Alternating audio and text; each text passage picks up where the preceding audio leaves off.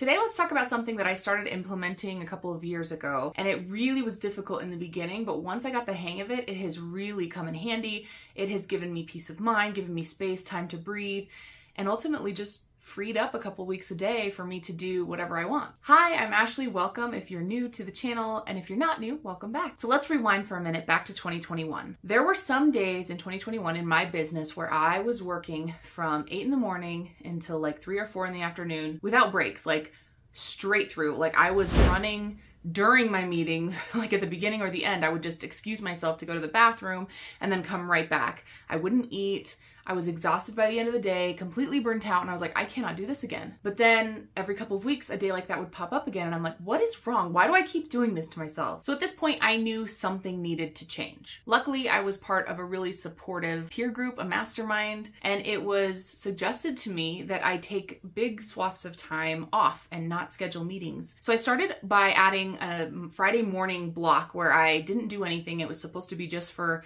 working on my own business, and I wasn't supposed to schedule any meetings on that day. Wasn't supposed to. What would end up happening is I would go to schedule a call with someone that I wanted to speak with, someone who wanted to speak with me, maybe somebody I wanted to work with in the future. And I'd look at my calendar and realize that I was booked out. Like if I took into consideration that afternoon that I had blocked myself out, there would be nothing for like 3 weeks in my calendar. And I started feeling really guilty that I couldn't fit someone in that spot. So every once in a while I would squeeze someone in or two in, and then I was like, well, I'm already meeting people, I may as well just fill that up. And so then I would be back at square one. We'd be back at a full week of meetings, no breaks, and it just became so exhausting I couldn't do it anymore. I finally just had to stand up for myself and say, no, we are not scheduling on this day in this little block of time. So over the last 2 years, I have slowly worked my way into a position where I can say, Wednesdays are off limits. I don't book meetings on Wednesdays.